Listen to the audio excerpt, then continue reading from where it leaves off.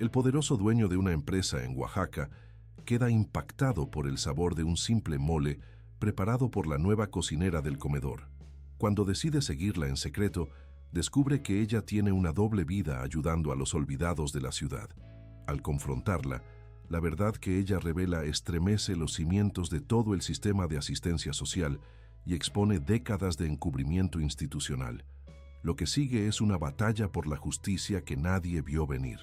Suscríbanse a nuestro canal para no perderse más historias conmovedoras como esta y dejen su like en este video. Cuéntenos en los comentarios desde qué ciudad están viendo. Me encanta saber de dónde son nuestros seguidores. El aroma intenso del mole negro recién preparado inundaba el comedor corporativo de Castellanos Construcciones, la empresa más importante de Oaxaca. La mezcla perfecta de chiles, chocolate, especias y hierbas creaba una sinfonía olfativa que había transformado el simple comedor empresarial en el lugar más codiciado de todo el edificio. Los empleados, desde los obreros hasta los ejecutivos de mandos medios, hacían fila con anticipación, atraídos por los rumores sobre la nueva cocinera que en apenas un mes había revolucionado la experiencia gastronómica de la compañía. Ernesto Castellanos Díaz, de 53 años, observaba este fenómeno desde la puerta del comedor con una mezcla de curiosidad y escepticismo. Como dueño del imperio constructor que había transformado el paisaje urbano de Oaxaca en las últimas 2 décadas, estaba acostumbrado a los mejores restaurantes de México y el mundo. Su paladar, educado en establecimientos con estrellas Michelin de Nueva York a Tokio, difícilmente podría impresionarse con la comida de un comedor empresarial, por muy elogiada que fuera por sus empleados. Dicen que su mole tiene algo especial, don Ernesto, había insistido Javier, su fiel asistente de 26 años, cuyo entusiasmo juvenil contrastaba con la habitual reserva de su jefe. No es solo la receta, es como si pusiera algo de su alma en cada plato. Hasta la gente que nunca come picante repite porción. Castellanos ajustó la corbata de seda italiana que complementaba su traje hecho a medida y se dirigió hacia una mesa apartada que Javier había reservado discretamente. El repentino silencio que se extendió por el comedor cuando los empleados notaron su presencia le resultó familiar pero incómodo. Llevaba 15 años dirigiendo la empresa fundada por su padre y, sin embargo, nunca había logrado la naturalidad en el trato con sus trabajadores que caracterizaba al viejo Castellanos. Donde su padre encontraba camaradería, él solo conseguía respeto teñido de temor. ¿El mole con pollo y arroz, señor?, preguntó la encargada del servicio, visiblemente nerviosa por atender al gran jefe. Sí, gracias, respondió Ernesto con una cortesía distante, notando cómo los comensales de las mesas cercanas intentaban disimular su curiosidad. Cuando le sirvieron el plato, observó la presentación con ojo crítico. Era sencilla, sin las elaboradas decoraciones a las que estaba acostumbrado. Arroz rojo perfectamente cocido, una pieza de pollo bañada generosamente en mole negro intenso, un ligero toque de ajonjolí espolvoreado por encima y 2 hojas de epazote como único adorno. La simplicidad resultaba casi provocadora en su honestidad. Tomó una cucharada pequeña, casi por compromiso, y entonces ocurrió algo que no experimentaba desde la infancia. El sabor explotó en su boca como una revelación. No era simplemente un mole bien ejecutado. Había algo más profundo, una cualidad indescriptible que transportaba a Ernesto directamente a la cocina de su abuela en el pueblo de Tlacolula, a domingos familiares que creía olvidados, a una época donde la comida era amor manifestado sin palabras entre generaciones. Cada ingrediente parecía seleccionado con un propósito que trascendía lo culinario, tratado con un respeto casi sagrado, combinado con una intuición que ninguna escuela de gastronomía podría enseñar. Ernesto cerró los ojos involuntariamente, sumergiéndose en la experiencia sensorial. Cuando los abrió, notó que Javier lo observaba con una sonrisa de satisfacción, como quien ha entregado un regalo perfecto y disfruta de la reacción. ¿Quién preparó esto?, preguntó Ernesto, intentando mantener la compostura frente a la experiencia casi espiritual que acababa de tener. Doña Soledad López, señor, respondió el encargado del comedor, que se había acercado al notar la reacción del dueño. La contratamos hace poco más de un mes. Todo el mundo la llama Chole. Es de un pueblo de la Sierra Mixe, pero ha vivido en la ciudad muchos años. Ernesto la buscó con la mirada. Al fondo, parcialmente visible a través de la ventana que separaba la cocina del comedor, una mujer de unos 50 años trabajaba con movimientos precisos y elegantes. Su cabello entrecano recogido en una trenza gruesa, su postura erguida a pesar de las largas horas de pie, y algo en la intensidad de su mirada, mientras supervisaba las ollas humeantes, le otorgaban una dignidad que contrastaba con su humilde uniforme de cocinera. ¿Tiene formación profesional? ¿Dónde trabajaba antes?, preguntó Ernesto, sin poder apartar la mirada de aquella mujer que había conseguido algo que chefs con formación internacional nunca lograron: hacerlo recordar la cocina de su abuela con perfecta claridad.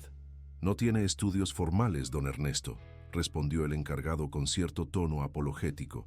«Aprendió en casa, según nos dijo. Trabajaba en pequeños restaurantes del centro, pero nunca más de un año en cada lugar. La verdad es que tuvimos suerte de encontrarla. Se presentó justo cuando nuestra cocinera anterior renunció sin previo aviso». Durante la siguiente semana, Ernesto regresó al comedor cada día, probando diferentes platillos: chiles rellenos de quesillo con caldillo de jitomate, tlayudas con tasajo y chapulines, amarillo de pollo con chochoyotes, tetelas de frijol con queso y epazote. Cada preparación revelaba la misma maestría, el mismo conocimiento profundo de ingredientes y técnicas, pero sobre todo, esa misteriosa capacidad de infundir emociones a través del sabor. Era como si cada plato contara una historia, como si la cocinera supiera exactamente qué necesitaba cada persona que comía su comida. El fenómeno no pasó desapercibido entre los empleados, que observaban con una mezcla de asombro y diversión cómo el poderoso Ernesto Castellanos, hombre conocido por su formalidad distante y su agenda meticulosamente cronometrada, encontraba repentinamente tiempo para almorzar en el comedor corporativo. Algunos bromeaban discretamente sobre el embrujo culinario que había capturado al jefe.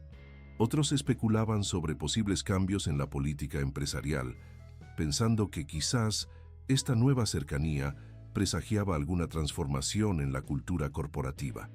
Intrigado más allá de lo razonable, Ernesto comenzó a investigar sobre ella. Su expediente en recursos humanos era sorprendentemente escueto. Originaria de Santa María Tlahuitoltepec, en la Sierra Mixe, sin educación formal en cocina, referencias vagas de pequeños restaurantes donde nunca permanecía más de un año. Lo más extraño era la ausencia de historial antes de cierto punto, como si Soledad López hubiera aparecido de la nada 15 años atrás. «Es como si no existiera antes de 2010», comentó Javier, revisando los documentos que Ernesto le había pedido recabar. «El número de seguro social parece en regla, pero no hay registros previos de empleo formal. Su identificación oficial es relativamente reciente, sin renovaciones anteriores registradas. Para un hombre como Ernesto, acostumbrado a información completa y análisis exhaustivos antes de tomar cualquier decisión, estos vacíos resultaban desconcertantes y paradójicamente cada vez más fascinantes. El misterio que rodeaba a Soledad López se había convertido en un enigma que no podía ignorar. Finalmente, tras días de creciente curiosidad, Ernesto tomó una decisión impropia de su posición y carácter: seguirla después del trabajo.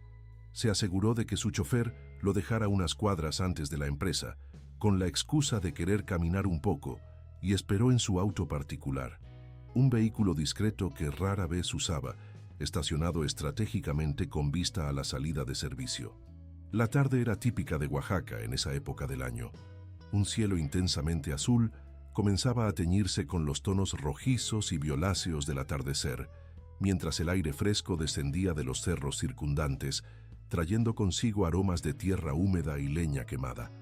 Ernesto se sentía ridículamente fuera de lugar, como protagonista de una película de espionaje de bajo presupuesto. Él, que manejaba negociaciones multimillonarias con la frialdad de un cirujano, ahora sudaba nerviosamente mientras esperaba vislumbrar a una cocinera. A las 7 en punto, Soledad salió por la puerta trasera. Vestía ropa sencilla pero limpia, pantalones de mezclilla, una blusa bordada tradicional de la región Mixe y un rebozo que envolvía sus hombros. Cargaba 2 bolsas grandes. Una parecía contener recipientes herméticos, probablemente con comida. La otra, rectangular y de cuero gastado, le recordó a Ernesto los antiguos maletines médicos que había visto en películas de época. La mujer caminó con paso decidido hasta la parada de autobús y abordó una unidad que se dirigía hacia las colonias populares en las faldas del Cerro del Fortín. Conduciendo a distancia prudente, procurando no perder de vista el autobús pero tampoco acercarse demasiado, Ernesto la siguió. El trayecto lo llevó por zonas de Oaxaca que jamás había visitado a pesar de haber construido media ciudad. Colonias populares, donde las calles pavimentadas se convertían gradualmente en caminos de terracería, donde las casas de concreto daban paso a construcciones improvisadas, donde la Oaxaca turística y colonial que aparecía en las revistas de viajes internacionales se transformaba en la Oaxaca real, la de miles de familias que luchaban diariamente por sobrevivir. En cada parada, casas humildes, vecindades, asentamientos improvisados en las laderas del cerro, Soledad repetía el mismo ritual. Saludaba a las personas por su nombre, distribuía comida en recipientes reutilizables, revisaba a enfermos con la precisión de una profesional de la salud, aplicaba remedios, vendaba heridas y entregaba pequeñas bolsas con lo que parecían ser medicinas cuidadosamente etiquetadas y dosificadas. Lo que más impresionó a Ernesto no fue solo la ayuda material que proporcionaba, sino la manera en que interactuaba con cada persona. Conocía sus nombres, sus historias, sus dolencias específicas. Preguntaba por familiares ausentes, con una familiaridad que denotaba un seguimiento constante de sus circunstancias. Los escuchaba con atención total, como si en ese momento no existiera nada más importante en el mundo. Y ellos la miraban con un respeto reverencial, casi como a una santa laica, una curandera de cuerpos y almas. Ernesto continuó su discreta vigilancia durante 3 noches consecutivas, observando cómo Soledad atendía meticulosamente a ancianos olvidados por sus familias, madres solteras con hijos enfermos, indígenas recién llegados a la ciudad sin acceso a servicios médicos, personas con adicciones rechazadas por el sistema de salud, personas invisibles para la sociedad oficial, para la Oaxaca turística y próspera, que él ayudaba a construir con sus hoteles boutique, centros comerciales y fraccionamientos exclusivos. La 4ª noche, mientras Soledad atendía a un anciano en un asentamiento precario al pie del cerro, ocurrió lo inevitable. Al volverse para regresar al siguiente punto de su ruta, miró directamente hacia donde Ernesto estaba observando desde su auto, estacionado a media cuadra de distancia. Sin vacilación comenzó a caminar directamente hacia él. Ernesto consideró arrancar y huir, pero la vergüenza ante tal cobardía lo mantuvo inmóvil. Cuando ella llegó a la ventanilla del conductor, la bajó lentamente, como un adolescente atrapado en una travesura. «¿Hasta cuándo piensa seguirme, señor Castellanos?», preguntó Soledad, con voz tranquila pero firme, sin rastro de miedo en su tono, solo una evidente cautela mezclada con resignación. Ernesto, sorprendido por haber sido descubierto tan fácilmente, salió del auto. La calle mal iluminada apenas revelaba sus expresiones, pero podía sentir la intensidad de la mirada de Soledad, evaluándolo, como si pudiera ver a través de su costoso traje, de su fachada de hombre poderoso, hasta algún núcleo más auténtico que ni él mismo conocía completamente. «¿Cómo supo que era yo?», preguntó, genuinamente desconcertado. Una sonrisa fugaz iluminó brevemente el rostro de Soledad, suavizando por un instante sus facciones marcadas por años de trabajo y preocupaciones. «En estos barrios no pasan desapercibidos los autos como el suyo, por discreto que intente ser», respondió con una leve ironía. «Además, la gente aquí se cuida entre sí. Me avisaron la primera noche que un hombre bien vestido en un auto caro me seguía. No es difícil conectar eso con su repentino interés en la comida del comedor». Un silencio incómodo se instaló entre ellos.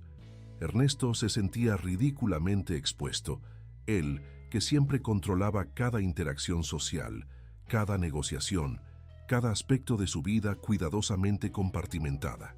«¿Por qué hace esto?», preguntó finalmente, haciendo un gesto vago hacia el asentamiento. ¿Por qué arriesgarse así después de trabajar todo el día? ¿Por qué no canalizar a estas personas a servicios sociales oficiales?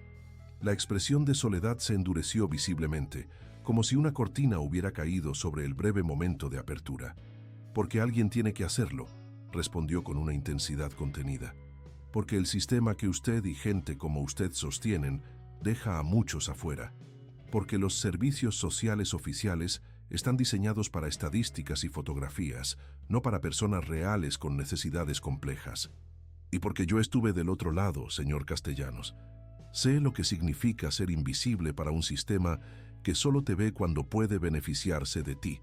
Al decir esto, inconscientemente se frotó la muñeca izquierda, donde Ernesto alcanzó a vislumbrar una cicatriz antigua que parecía de quemadura, una marca irregular que subía por su antebrazo y desaparecía bajo la manga de su blusa.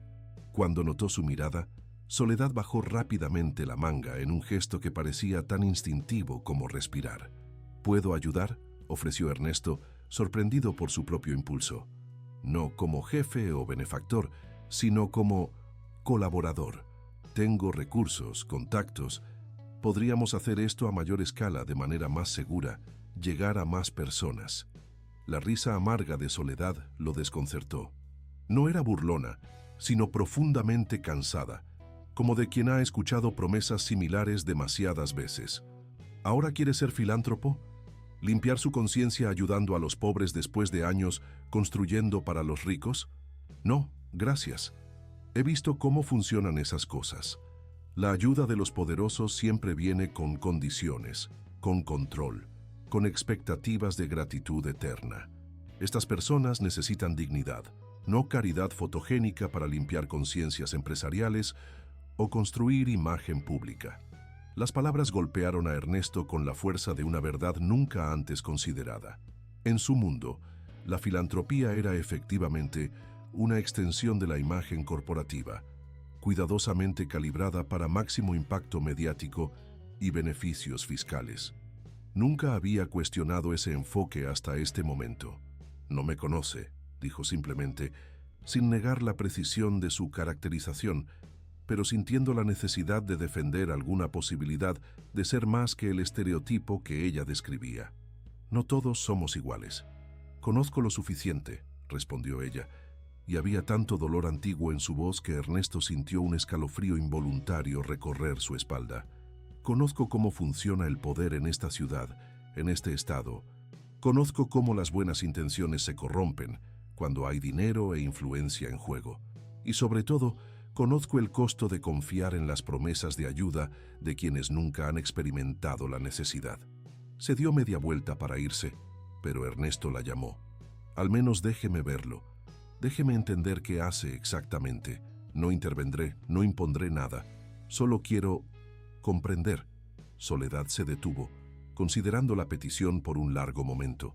Finalmente, con un suspiro de resignación que parecía contener décadas de cansancio, hizo un gesto para que la siguiera.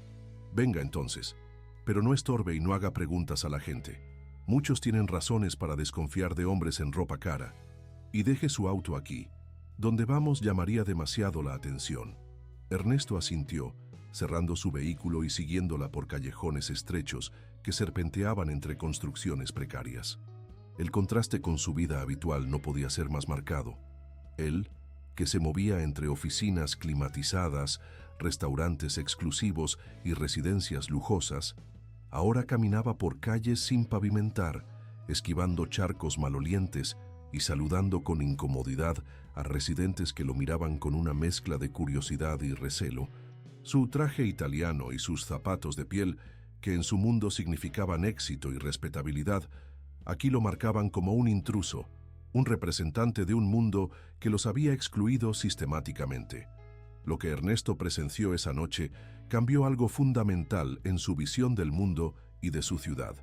En una bodega abandonada convertida en improvisada clínica comunitaria, Soledad y un pequeño grupo de voluntarios, un médico jubilado con manos temblorosas pero ojos aún agudos, 2 estudiantes de enfermería que dedicaban sus noches libres a esta labor, una maestra de primaria que ayudaba con traducciones para pacientes que solo hablaban lenguas indígenas, atendían a decenas de personas con una eficiencia y humanidad que muchos hospitales privados envidiarían. Las paredes descascaradas estaban cubiertas con pósters educativos sobre higiene, prevención de enfermedades y derechos básicos. Los pocos muebles eran donados o rescatados de la basura, pero habían sido reparados con ingenio y decorados con textiles tradicionales que aportaban calidez al espacio. El equipo médico era básico, a veces improvisado con materiales cotidianos reimaginados, pero todo estaba meticulosamente limpio y organizado. Ernesto observó en silencio cómo Soledad pasaba de un paciente a otro, con una energía que desmentía las largas horas de trabajo acumuladas. Aquí su personalidad florecía completamente. La mujer reservada del comedor corporativo se transformaba en una presencia luminosa, segura, que irradiaba competencia y compasión en igual medida. Hablaba con autoridad pero sin condescendencia, explicaba tratamientos con paciencia, adaptaba su lenguaje a cada persona sin simplificar excesivamente, respetando su inteligencia. ¿Dónde aprendió medicina?, preguntó Ernesto mientras observaba a Soledad suturar una herida con la precisión de un cirujano experimentado, utilizando materiales que parecían sacados de un botiquín básico, pero aplicados con maestría indiscutible. No aprendí medicina, respondió sin levantar la vista de su trabajo, sus manos moviéndose con una seguridad hipnótica. Aprendí a sobrevivir, y cuando sobrevives lo suficiente, cuando ves suficiente sufrimiento, aprendes a ayudar a otros a hacerlo. La necesidad es una maestra exigente pero efectiva. Había algo en su tono, en la forma metódica y casi ritual en que realizaba cada procedimiento, que sugería una historia mucho más compleja de lo que sus palabras indicaban. Ernesto recordó el expediente incompleto, las referencias vagas, la aparición repentina en el registro hace 15 años y la cicatriz en su brazo que ella había ocultado tan instintivamente. ¿Quién es usted realmente, Soledad López?, preguntó en voz baja, más para sí mismo que para ella. La mujer terminó de vendar al paciente, un joven albañil con una herida profunda en la mano, que probablemente debería haber sido tratada en un hospital, pero que, como muchos trabajadores informales, no podía permitirse perder días de trabajo en salas de espera o arriesgarse a preguntas sobre su situación laboral. Le dio instrucciones precisas en una mezcla de español y zapoteco, asegurándose de que entendiera la importancia de mantener la herida limpia y los signos de infección que debería vigilar. Solo cuando el hombre se marchó con una sonrisa agradecida y una pequeña bolsa con analgésicos y antibióticos, Soledad se volvió hacia Ernesto. Su rostro mostraba el cansancio acumulado de la jornada, pero sus ojos seguían alertas, evaluando continuamente, calculando riesgos y posibilidades. Alguien que no debería existir, dijo con una calma perturbadora que contrastaba con el peso de sus palabras. Alguien que el sistema borró oficialmente hace mucho tiempo. Un fantasma con huellas dactilares falsas y una identidad construida sobre cenizas. Y si tiene algún instinto de supervivencia, señor Castellanos, olvidará que me vio aquí y seguirá con su vida privilegiada, construyendo hoteles para turistas que quieren experimentar la auténtica Oaxaca sin ensuciarse los zapatos con su realidad. La frialdad calculada de su respuesta no logró ocultar el dolor subyacente, un trauma tan profundamente arraigado que había modelado cada aspecto de su existencia. Ernesto sintió un escalofrío ante la implicación de sus palabras. Esta mujer no solo ayudaba a los marginados, ella misma era una marginada, alguien que vivía en las sombras por necesidad, no por elección. Pero Ernesto Castellanos no había construido un imperio empresarial siguiendo consejos de precaución. Cuando algo capturaba su interés, no descansaba hasta entenderlo completamente. Y Soledad López, con su extraordinario talento culinario que despertaba memorias olvidadas, su misteriosa habilidad médica aprendida en circunstancias desconocidas y su críptica historia personal truncada intencionalmente, se había convertido en el mayor enigma que había encontrado en años. «Quiero ayudar», insistió, sosteniendo la mirada de Soledad con una determinación que usualmente reservaba para negociaciones cruciales. Sin condiciones, sin control, sin publicidad. Tengo un edificio abandonado cerca del centro histórico. Era de mi padre antes de que construyera las oficinas actuales. Podría ser un lugar más adecuado que esta bodega, más seguro, con mejores instalaciones, más cercano a las zonas donde vive la mayoría de las personas que atienden. Soledad lo miró largamente, con una intensidad que pocos hombres en la posición de Ernesto habían experimentado. No era la mirada deferente a la que estaba acostumbrado, sino la evaluación crítica de alguien que ha sobrevivido aprendiendo a juzgar correctamente a las personas, para quien un error de juicio podría tener consecuencias fatales. Después de lo que pareció una eternidad, respondió: «Muéstreme ese lugar mañana. No prometo nada».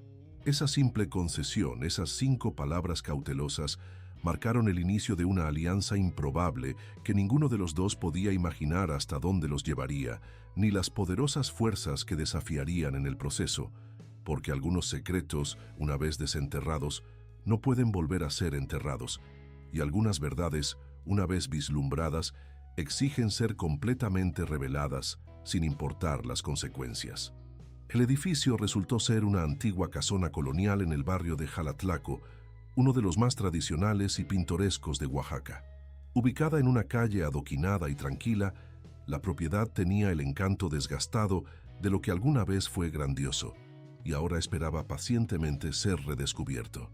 Lo suficientemente cerca del centro para ser accesible, pero bastante discreta al estar en una calle secundaria, presentaba el equilibrio perfecto entre ubicación estratégica y bajo perfil.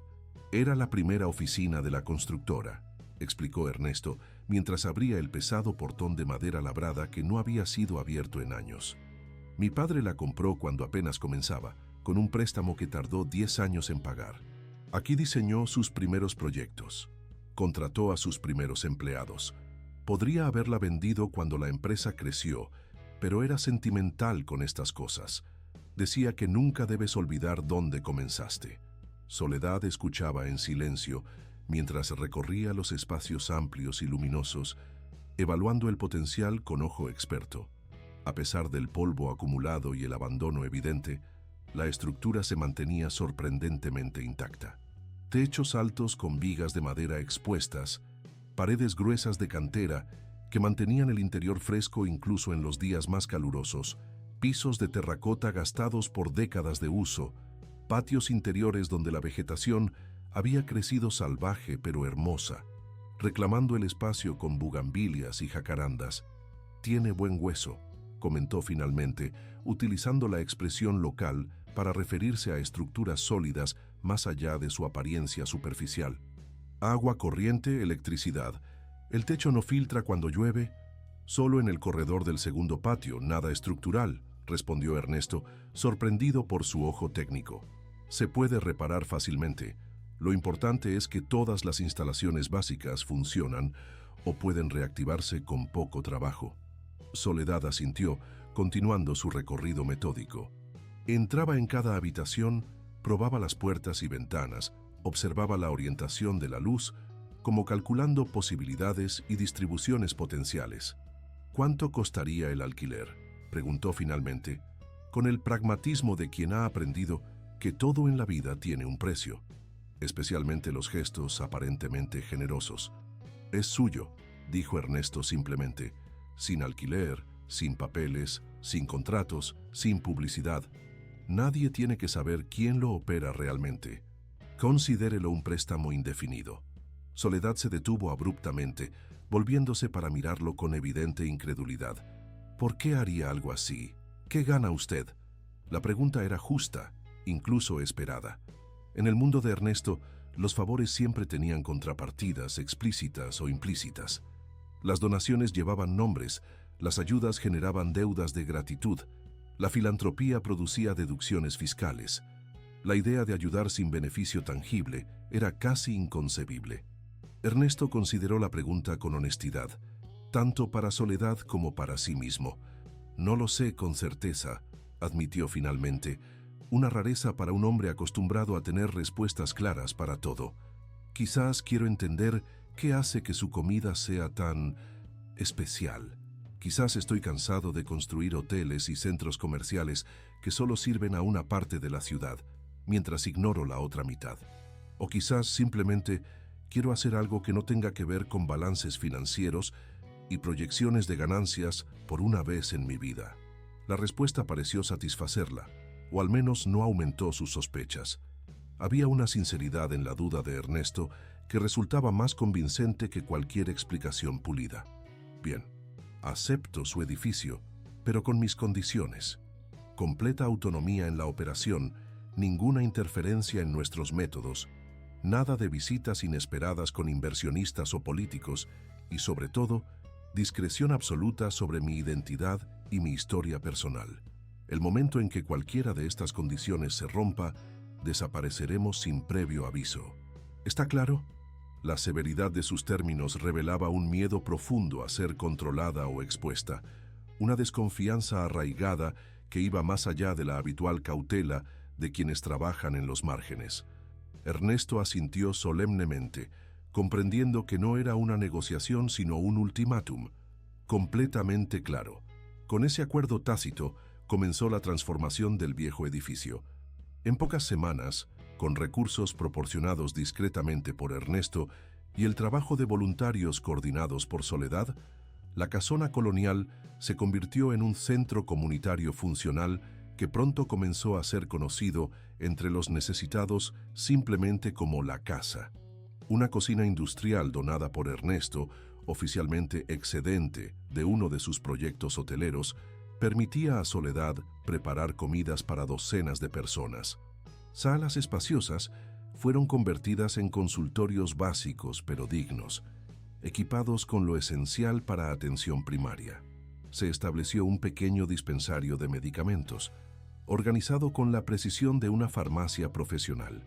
Un aula luminosa acogía clases de alfabetización para adultos y apoyo escolar para niños. Incluso se destinó un área en el patio, bajo la sombra generosa de un antiguo zapote, para juegos infantiles improvisados con materiales reciclados. El centro creció orgánicamente, atrayendo más voluntarios, médicos jubilados que donaban unas horas semanales, estudiantes universitarios que encontraban en la casa una forma de dar sentido a su educación privilegiada, enfermeras que venían después de sus turnos extenuantes en hospitales públicos, profesores que ofrecían clases gratuitas en sus días libres. La mayoría no hacía preguntas sobre Soledad o sobre la fuente de financiamiento. En una ciudad con necesidades tan grandes como Oaxaca, la ayuda efectiva era bienvenida sin cuestionamientos excesivos. Ernesto, por su parte, desarrolló un interés cada vez más personal en el proyecto. Comenzó visitando ocasionalmente, luego regularmente, y finalmente se encontró dedicando casi todas sus tardes a la casa, delegando cada vez más responsabilidades corporativas en su equipo directivo. Para sorpresa de todos, especialmente de sí mismo, descubrió que tenía habilidades que nunca había utilizado en el mundo empresarial, una paciencia infinita para enseñar matemáticas básicas a adultos que nunca habían tenido educación formal, una capacidad natural para organizar sistemas logísticos eficientes con recursos limitados y, sobre todo, una facilidad para escuchar sin juzgar que atraía confidencias incluso de los más desconfiados. Durante este tiempo, observó a Soledad con creciente admiración y curiosidad. Su capacidad para recordar detalles específicos de cada paciente, no solo sus condiciones médicas, sino sus circunstancias familiares, sus preocupaciones, sus pequeñas victorias, parecía sobrehumana.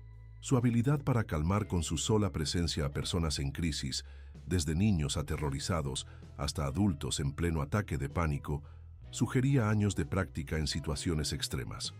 Pero también notó los signos de un trauma profundo, cuidadosamente disimulado, pero omnipresente. Cómo se tensaba visiblemente cuando aparecía cualquier representante oficial, desde policías hasta trabajadores sociales. Cómo evitaba cuidadosamente ser fotografiada, incluso en celebraciones del centro. Cómo usaba diferentes nombres según la situación, respondiendo a veces como Soledad, otras como Chole, ocasionalmente, incluso con otros nombres cuando interactuaba con ciertas autoridades. Y sobre todo, esa extraña mezcla de fuerza inquebrantable y vulnerabilidad cuidadosamente escondida que emanaba de ella creaba un magnetismo al que era difícil resistirse. Detalles que confirmaban su sospecha inicial.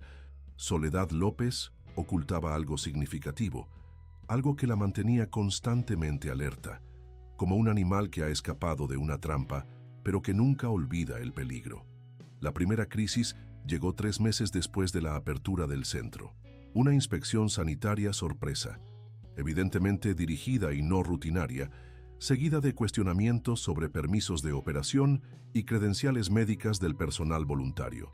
Argumentos técnicos sobre zonificación urbana y regulaciones para establecimientos que proporcionan servicios de salud, incluso básicos.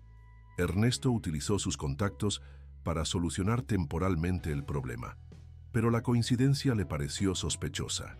2 días antes, un periódico local había publicado un pequeño artículo sobre el centro, con una fotografía borrosa donde Soledad aparecía de espaldas atendiendo a un grupo de niños indígenas. Esa misma semana, Soledad fue despedida del comedor corporativo sin explicación clara. Cuando Ernesto exigió razones, enfurecido por la decisión tomada sin consultarle a pesar de ser el dueño de la empresa, el jefe de personal mencionó vagamente antecedentes preocupantes y llamadas anónimas cuestionando su identidad y pasado. «Alguien te está vigilando», le dijo Ernesto esa tarde en la cocina de la casa, mientras Soledad preparaba una olla enorme de caldo de pollo con hierbas medicinales para los pacientes con gripe estacional que llegaban en números crecientes. «Alguien con suficiente influencia para presionar a mi empresa, a pesar de que soy el dueño. Alguien que se tomó la molestia de rastrear dónde trabajabas oficialmente e intentar interrumpir esa fuente de ingresos». Soledad apenas reaccionó, como si la noticia simplemente confirmara algo que ya sabía, un temor con el que vivía permanentemente. Continuó cortando vegetales con la precisión de un cirujano, su rostro una máscara de concentración que apenas ocultaba emociones más profundas. «Siempre me encuentran eventualmente», dijo con resignación, añadiendo hierbas frescas al caldo humeante. «Por eso nunca me quedo mucho tiempo en un lugar, por eso cambio de trabajo cada año aproximadamente. Fue un error permitir que este centro creciera tanto, que se volviera tan visible. La visibilidad es un lujo que no puedo permitirme». «¿Quién te está buscando, Soledad?», preguntó Ernesto directamente, abandonando el trato formal que hasta entonces había mantenido, impulsado por una preocupación que iba más allá de la curiosidad inicial. «¿De qué o de quién estás huyendo exactamente?». Ella dejó el cuchillo, secó sus manos en el delantal y lo miró con una intensidad que lo hizo retroceder internamente. Sus ojos, usualmente cálidos cuando trataba con pacientes, se habían vuelto duros, casi fríos, como obsidiana pulida. «De personas poderosas que prefieren que los muertos sigan muertos, incluso cuando están vivos», respondió con una calma que resultaba más perturbadora que cualquier muestra de miedo. «De un sistema que borra existencias cuando resultan inconvenientes, que reescribe historias para proteger a los culpables, que construye carreras y fortunas sobre el silenciamiento de testigos». Antes de que Ernesto pudiera presionarla para obtener una explicación más clara de estas crípticas afirmaciones, la puerta de la cocina se abrió de golpe y entró un joven de unos 25 años, alto, de complexión delgada pero fuerte, con rasgos indígenas refinados que hablaban de una herencia mixe similar a la de Soledad y ojos brillantes de entusiasmo juvenil. Llevaba una grabadora en una mano y una cámara profesional colgada al cuello. Su apariencia general, cabello ligeramente despeinado, camisa arrugada, zapatos gastados, sugería la estética distintiva del periodista de campo, más preocupado por la historia que por su aspecto personal. «¡Lo conseguí!», exclamó, dirigiéndose a todos y a nadie en particular, su energía llenando inmediatamente el espacio. «Mi editor finalmente aprobó un reportaje completo sobre el centro. 2 páginas en la sección dominical, posiblemente la portada del suplemento, si las fotos son suficientemente impactantes. Quiere que documente todo el trabajo que hacen aquí, con historias personales, entrevistas a voluntarios y beneficiarios, el impacto en la comunidad». El entusiasmo del joven contrastaba dramáticamente con la palidez repentina de Soledad, quien había dejado caer el cucharón en la olla al verlo entrar. Ernesto notó cómo sus manos temblaban ligeramente mientras se limpiaba en el delantal, un gesto que parecía más destinado a ocultar ese temblor que a secarse realmente. «Mateo», dijo ella con voz controlada que apenas disimulaba su agitación. «Ya hablamos de esto. No queremos publicidad. El centro funciona mejor bajo el radar». «Pero doña Chole», insistió el joven, usando el apodo con una familiaridad que sugería una relación más cercana que la de simple voluntario y coordinadora, «esta es nuestra oportunidad. La gente necesita saber que existen alternativas al sistema oficial, que hay quienes realmente se preocupan por los olvidados.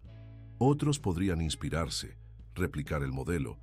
Conseguiríamos más donaciones, más voluntarios». Se interrumpió al notar la presencia de Ernesto, a quien reconoció inmediatamente. La sorpresa en su rostro era evidente. Ernesto Castellanos era una figura conocida en los círculos empresariales y políticos de Oaxaca.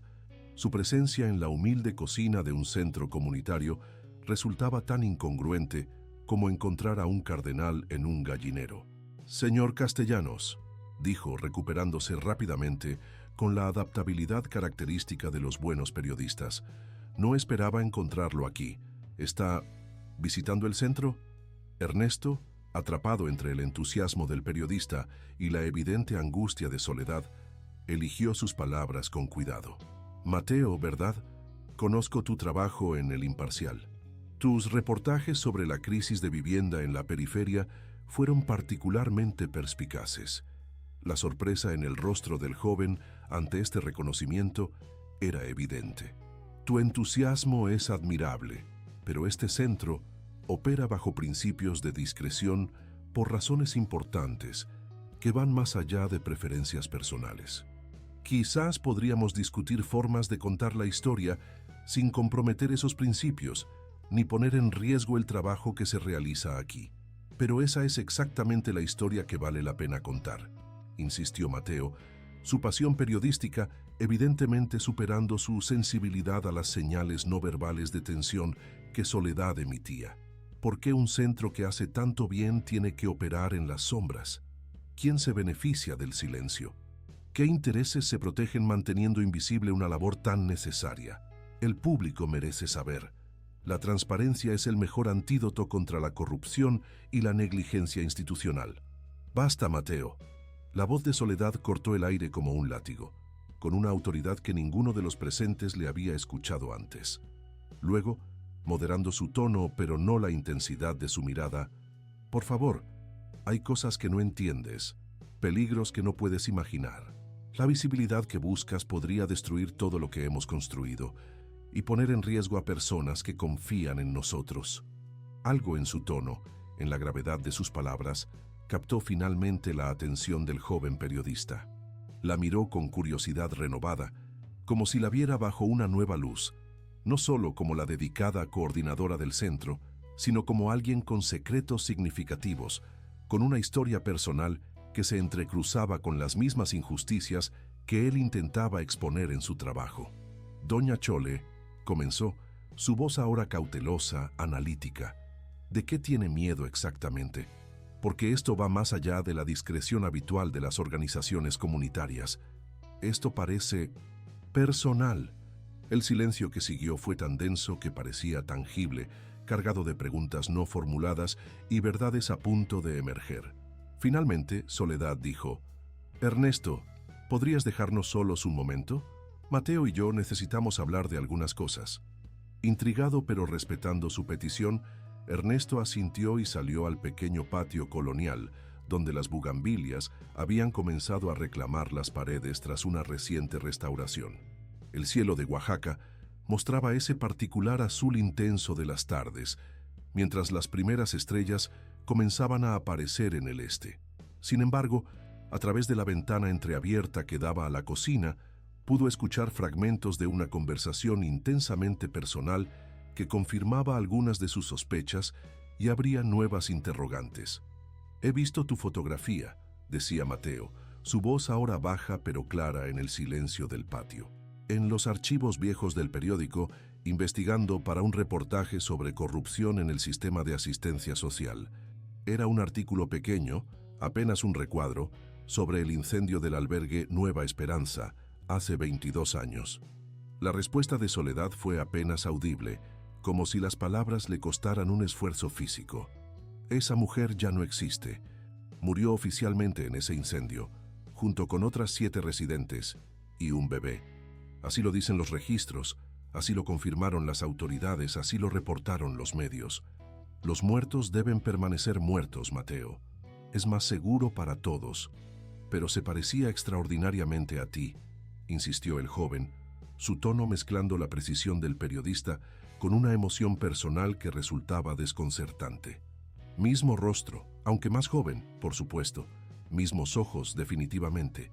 Y esa mujer tenía un hijo pequeño, un niño de aproximadamente 3 años que supuestamente quedó huérfano tras el incendio. Ernesto contuvo la respiración cuando las piezas comenzaron a encajar en su mente, formando un patrón que explicaría muchos de los misterios que rodeaban a Soledad.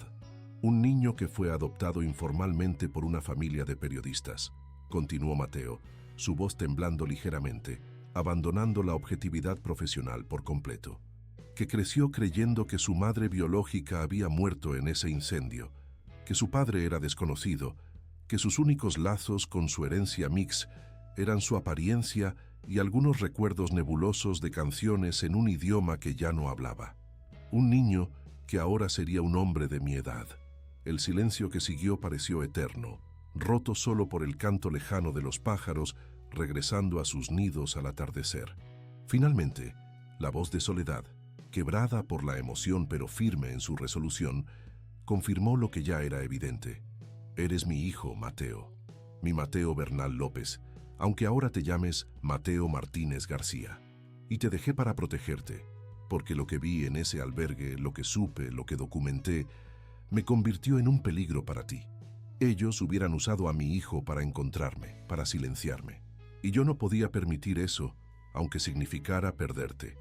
El sonido ahogado que siguió sugería un abrazo, un reencuentro 2 décadas postergado, el colapso de barreras cuidadosamente construidas para proteger verdades demasiado peligrosas para ser dichas. Ernesto se alejó discretamente, dándoles la privacidad que merecían, pero su mente trabajaba frenéticamente procesando esta revelación que reconfiguraba todo lo que creía saber sobre Soledad. No era simplemente una mujer altruista, con un pasado misterioso y habilidades extraordinarias. Era una sobreviviente oficial de un desastre que posiblemente no fue accidental, alguien que había sido borrada de los registros, que vivía bajo una identidad construida para protegerse a sí misma y a su hijo de algo tan peligroso que justificaba décadas de separación y sufrimiento silencioso. Y ahora, con el centro creciendo, con la atención mediática aumentando, con inspecciones sospechosamente dirigidas y presiones sutiles pero insistentes, quedaba claro que aquellos que habían intentado silenciarla en el pasado estaban comenzando a notar su presencia nuevamente. El círculo se estaba cerrando alrededor de Soledad y, por extensión, alrededor de todos los que la rodeaban. La pregunta que resonaba en la mente de Ernesto, mientras contemplaba el cielo oscurecido sobre Oaxaca, era tan simple como aterradora. ¿Qué había visto Soledad en ese albergue hace 22 años que representaba una amenaza tan grande? ¿Y quién tenía tanto poder e influencia como para perseguirla durante tanto tiempo, para borrar existencias oficiales, para manipular registros públicos y silenciar testigos durante más de 2 décadas?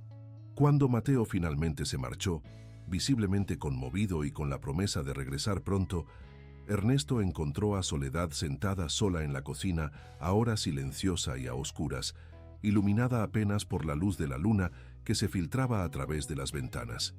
Su rostro mostraba el agotamiento emocional de quien ha liberado un secreto largamente guardado, una verdad tan pesada que su revelación, aunque necesaria, dejaba un vacío casi físico. «Tu hijo», dijo Ernesto simplemente, sentándose frente a ella. Soledad asintió, una mezcla de alegría recién descubierta y terror renovado en sus ojos. «Mi hijo, al que dejé con la familia Martínez cuando tenía apenas 3 años. Una buena familia de clase media. El padre era editor en El Imparcial, la madre maestra de primaria. Les dije que yo era una prima lejana que no podía cuidarlo, que su madre había muerto en el incendio, que su padre nunca estuvo presente. Les di los pocos ahorros que tenía y desaparecí. Me convertí en un fantasma para que él pudiera tener una vida normal, segura. ¿Qué sucedió realmente en ese albergue, Soledad?, preguntó Ernesto, sintiendo que finalmente podía hacer la pregunta que llevaba meses rondando su mente. Ella tomó aire profundamente, como quien se prepara para sumergirse en aguas oscuras de las que no está segura de poder emerger. El albergue Nueva Esperanza era supuestamente un refugio para mujeres en situación vulnerable, principalmente indígenas como yo, que llegábamos a la ciudad huyendo de violencia doméstica, abuso, extrema pobreza o las tres cosas. Recibía fondos gubernamentales sustanciales, donaciones privadas, apoyo internacional. En papel, era un modelo de asistencia social, frecuentemente visitado por políticos buscando fotos con mujeres indígenas agradecidas y sus niños rescatados. Hizo una pausa, sus ojos perdidos en recuerdos dolorosos que parecían tan vívidos como si hubieran ocurrido ayer. La realidad era muy diferente. Las condiciones eran terribles: hacinamiento, comida insuficiente, medicinas caducadas cuando las había. Las donaciones de ropa y artículos básicos que aparecían en los reportes nunca llegaban a nosotras. Algunas mujeres desaparecían misteriosamente, supuestamente trasladadas a otros centros, pero nunca se supo más de ellas. Y lo peor, cuando sus hijos desaparecían con ellas, nadie preguntaba. Cuando quedaban atrás, eran registrados como huérfanos y entraban a un sistema de adopción que parecía sorprendentemente eficiente para colocarlos rápidamente con familias adineradas, muchas extranjeras. Ernesto sintió un escalofrío recorrer su espina dorsal ante la implicación de estas palabras. Cuando varias comenzamos a hacer preguntas, a documentar las condiciones, a cuestionar el destino de las compañeras trasladadas, a amenazar con hablar con la prensa, las cosas se pusieron feas. Primero fueron intimidaciones sutiles, luego abiertamente hostiles. Nos etiquetaron como problemáticas, nos negaron medicinas para nuestros hijos, nos asignaron las peores tareas. Y finalmente, el incendio, completó Ernesto, sintiendo que la temperatura de la habitación parecía haber descendido varios grados. Oficialmente, un accidente eléctrico, continuó Soledad, su voz ahora mecánica, como si estuviera leyendo un informe en lugar de describir el evento que destruyó su vida. En realidad, una forma conveniente de silenciar testimonios y destruir evidencia de malversación sistemática, posiblemente tráfico de personas, definitivamente adopciones irregulares. Yo estaba fuera esa noche. Había llevado a Mateo al hospital con fiebre alta. Cuando regresamos, el edificio estaba en llamas. Su mirada se volvió distante, reviviendo el horror de aquella noche. Un guardia de seguridad, un hombre joven que siempre había sido amable conmigo, me interceptó antes de que pudiera acercarme. Me advirtió que no me acercara, que había escuchado conversaciones entre la directora y funcionarios del DIFE, que sabía que no fue accidental. Me dijo que huyera, que mi nombre estaba en una lista de problemáticas que convenía que no sobrevivieran, que si quedaba con vida sería perseguida. ¿Hubo más sobrevivientes?, preguntó Ernesto, intentando asimilar la magnitud del horror que Soledad describía con tan terrible calma. Algunas. La mayoría hizo lo mismo que yo: desaparecer, cambiar de identidad, mantenerse en movimiento. 2 décadas después, sigo encontrando rostros familiares en los márgenes, mujeres que, como yo, viven bajo nombres falsos, ayudando a otros invisibles, porque nosotras también fuimos invisibilizadas. Cada cierto tiempo, alguna desaparece nuevamente. Asumimos lo peor y seguimos moviéndonos. Ernesto procesaba esta información con horror creciente, intentando reconciliar la Oaxaca turística y cultural que él conocía, que ayudaba a construir y promocionar, con esta otra Oaxaca oscura donde vidas humanas eran borradas por conveniencia, donde el silenciamiento institucional era tan eficiente que podía mantener oculta una tragedia de esta magnitud durante décadas. ¿Quién estaba detrás de todo esto? ¿Quién organizaba la malversación, las adopciones irregulares, el encubrimiento posterior? La mirada de Soledad se endureció, pasando del dolor resignado a una fría furia contenida. La directora del albergue, Patricia Domínguez Ortega, trabajaba en coordinación con funcionarios del DIF estatal y federal. Era una operación bien organizada. Inflar números de residentes para obtener más fondos, reportar gastos ficticios, desviar donaciones, facilitar adopciones sin el debido proceso legal. Posiblemente cosas peores que nunca llegamos a confirmar completamente. El incendio ocurrió justo cuando un grupo de nosotras había logrado documentar parte del esquema y contactado a un periodista independiente. ¿Y esa Patricia Domínguez? ¿Qué fue de ella después del incendio? La risa amarga de Soledad fue respuesta suficiente antes incluso de que pronunciara las palabras que confirmaron los temores de Ernesto. Construyó una brillante carrera política sobre las cenizas de nuestras vidas. Utilizó su heroica respuesta durante el incendio para proyectarse como defensora de causas sociales. Ascendió rápidamente en la estructura del DIF, luego en la Secretaría de Desarrollo Social. Actualmente es directora del Sistema Estatal de Desarrollo Social, responsable de supervisar todos los albergues y programas de asistencia de Oaxaca.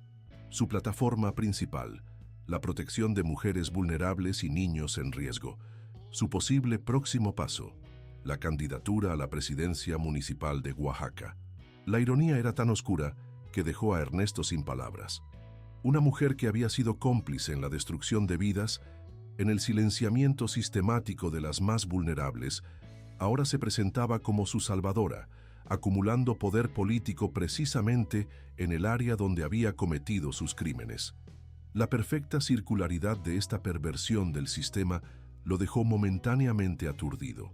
«Ahora entiendes por qué debo mantenerme en las sombras», concluyó Soledad, su voz nuevamente firme a pesar del peso de los recuerdos evocados. ¿Por qué este centro, aunque necesario, representa un riesgo? ¿Y por qué la aparición de Mateo, con su entusiasmo periodístico y su determinación por exponer injusticias, me aterroriza tanto como me enorgullece? Si Patricia descubre que sobreviví, que tengo evidencia que mi hijo es periodista y está investigando precisamente el sistema que ella controla, no necesitaba completar la frase. El peligro era claro. Patricia Domínguez tenía todo que perder si la verdad salía a la luz. Su carrera, su reputación, su libertad, su futuro político. Y tenía los recursos, las conexiones y la experiencia para silenciar amenazas, como había demostrado eficientemente en el pasado. «Te protegeremos», dijo Ernesto con una determinación que lo sorprendió a sí mismo. «A ti y a Mateo. Y encontraremos una forma de exponer la verdad sin poneros en riesgo innecesario». Soledad lo miró con una mezcla de esperanza y escepticismo. «¿Por qué arriesgarías tanto por nosotros? Eres un hombre poderoso en esta ciudad, con mucho que perder. Tienes contratos gubernamentales, permisos que dependen de buenas relaciones con las mismas autoridades que protegen a Patricia. Tu empresa, tu patrimonio, tu posición social, todo podría haberse comprometido». Ernesto consideró la pregunta seriamente. ¿Por qué estaba dispuesto a enfrentarse a un sistema corrupto por una mujer que apenas conocía hacía unos meses? ¿Por qué arriesgar un imperio construido durante décadas por exponer una injusticia que ni siquiera lo afectaba directamente? ¿Era simple altruismo tardío o había algo más profundo, más personal en su decisión? Quizás era la inspiración que encontraba en el valor inquebrantable de Soledad, en su capacidad para convertir el trauma en fuerza, el dolor en compasión activa. O tal vez, finalmente, había encontrado una causa que daba significado más allá del dinero y el poder, una oportunidad de utilizar sus recursos para algo que realmente importaba. «Porque es lo correcto», respondió simplemente, sabiendo que era una respuesta insuficiente, pero honesta. «Tal vez es mi forma de encontrar redención por años de construir una ciudad solo para quienes pueden pagarla».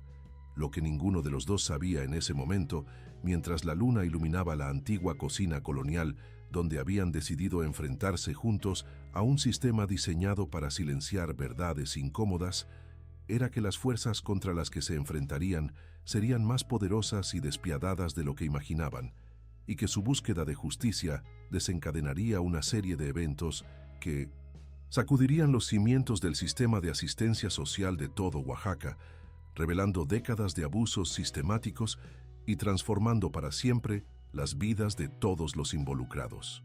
Y porque ya es hora de que alguien con privilegios como los míos asuma los riesgos que personas como tú han estado asumiendo toda la vida.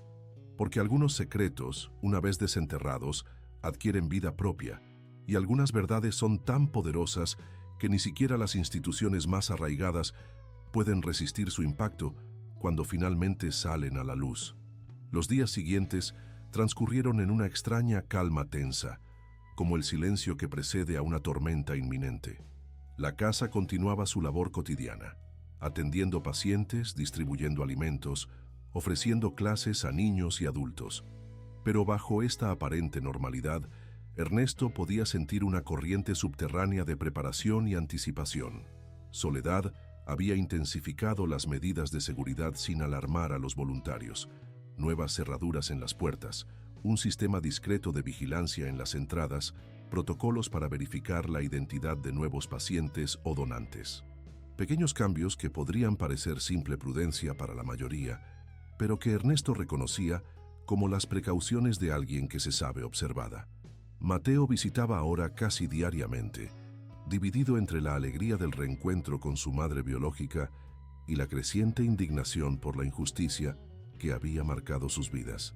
Su entrenamiento periodístico se manifestaba en la meticulosidad con que documentaba cada detalle del testimonio de Soledad, construyendo una cronología precisa, identificando inconsistencias en los registros oficiales, buscando patrones que conectaran el pasado con el presente. El problema es la falta de pruebas documentales, explicó durante una reunión nocturna en la oficina improvisada de Ernesto, después de que la casa cerrara sus puertas al público. Todo lo que teníamos fue destruido en el incendio. Tenemos testimonios, pero la palabra de mujeres indígenas, muchas sin educación formal, contra funcionarios respetados, ya sabemos cómo funciona eso en nuestro sistema judicial. Debe haber registros en alguna parte, insistió Ernesto, financieros, administrativos. El dinero siempre deja rastro, especialmente cuando hablamos de fondos públicos. Si existen, estarán bien protegidos, respondió Soledad, su experiencia con la eficiencia del sistema para protegerse a sí mismo evidente en su tono escéptico. Y probablemente alterados hace tiempo para cubrir cualquier irregularidad.